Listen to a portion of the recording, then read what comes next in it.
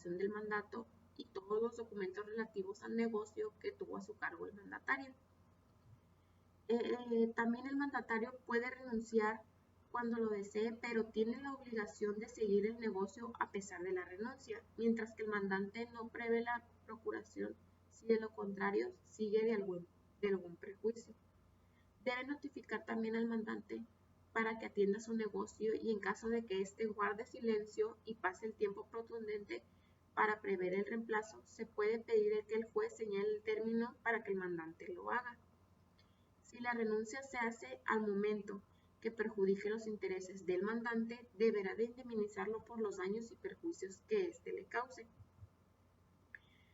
Por la muerte del mandante o del mandatario, el mandatario continuará con la administración mientras los herederos proveen a los negocios con el fin de evitarles algunos prejuicios.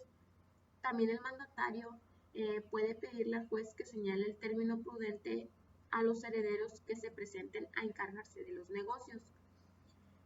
Los herederos del mandatario deberán de darle aviso al mandante y practicar mientras éste resuelva los actos indispensables para evitar cualquier perjuicio.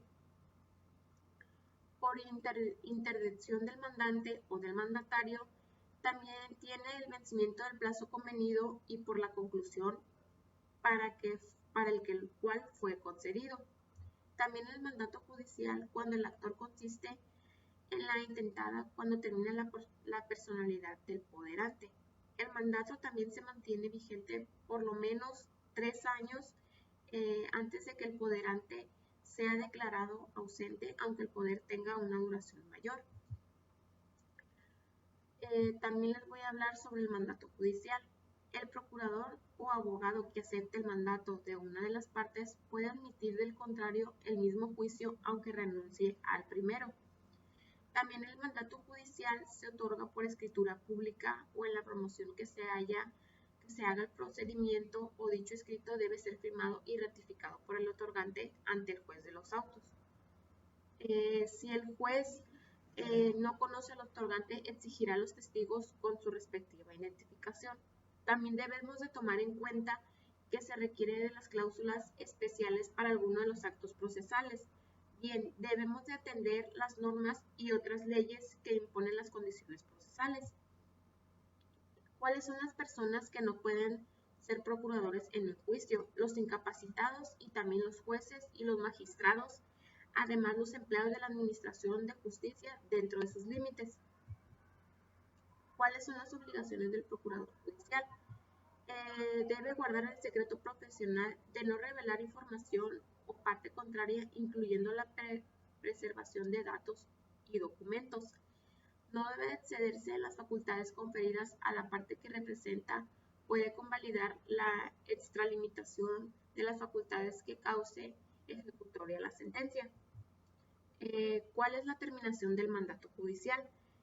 Cuando el poderante se separa de la acción y la oposición que hubiere formulado, es cuando el actor desiste de la acción o el demandado se allana a la demanda.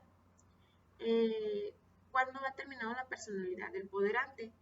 Bien, en un juicio que sigue una persona moral representada por un administrador único, quien ha dado el poder y el procurador, y dicho administrador es distinto de su función, es cuando el otorgante transmite los derechos que tiene sobre los bienes del litigio. Bien, un ejemplo que puedo mencionar es que en un juicio sucesorio de los herederos renuncia por su parte de la herencia y le debe notificar y hacerla constar en los autos. También por hacer el dueño del negocio en la gestión del juicio manifestando que revoca el mandato. En los primeros 3 supuestos hay pérdida de legitimación procesal y por ende debe de concluir toda relación con la actuación del poderante como parte de la causa.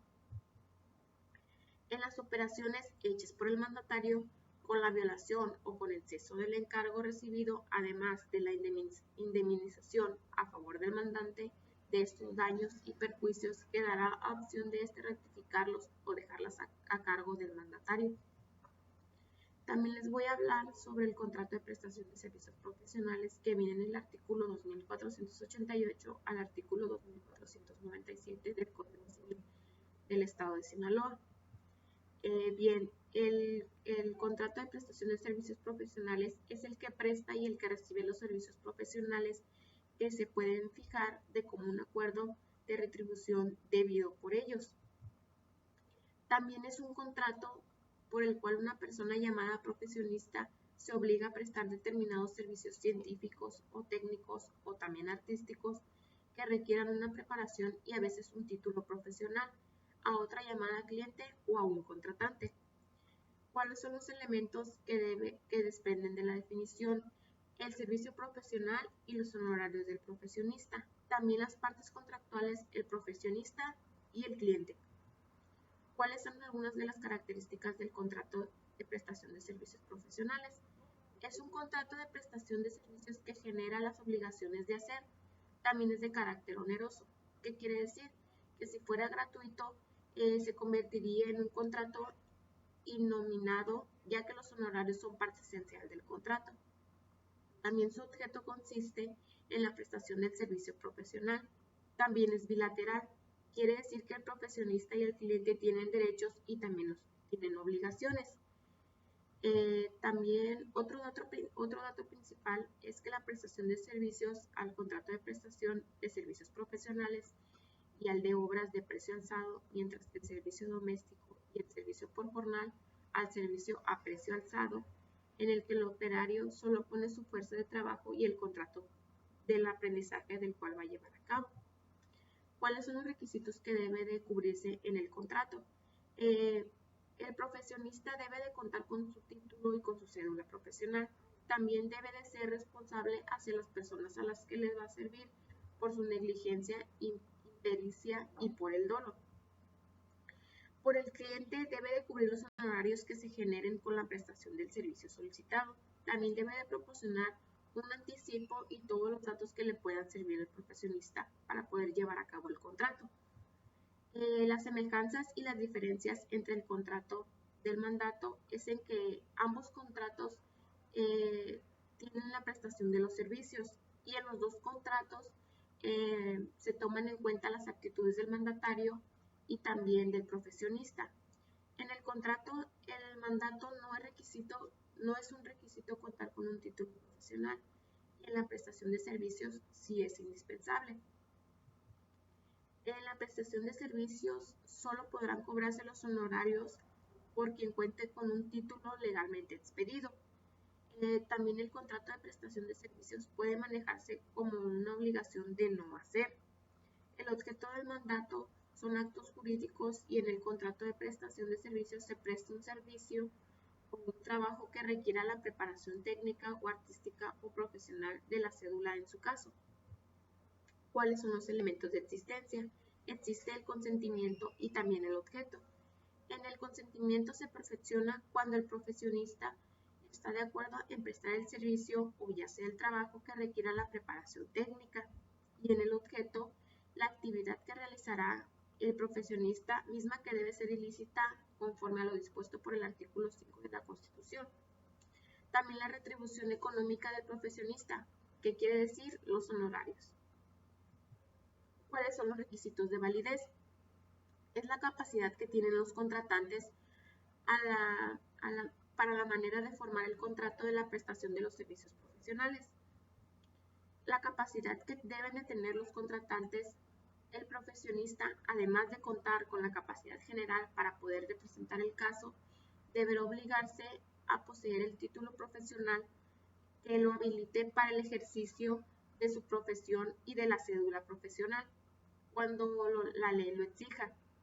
Para el cliente, basta con la capacidad general para contratar, pero si se obliga a transmitir al profesionista la propiedad de una cosa por concepto de honorarios, deberá de contar con la capacidad para enajenar los bienes.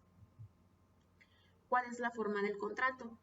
Bien, la forma del contrato es en la prestación de los servicios profesionales que no está sujeto a su formalidad por alguna de su validez.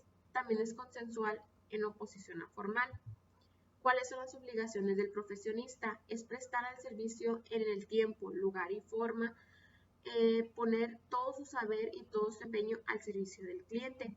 También queda obligado a satisfacer los daños y perjuicios que ocasione al cliente cuando no le dé aviso al anterior con toda oportunidad.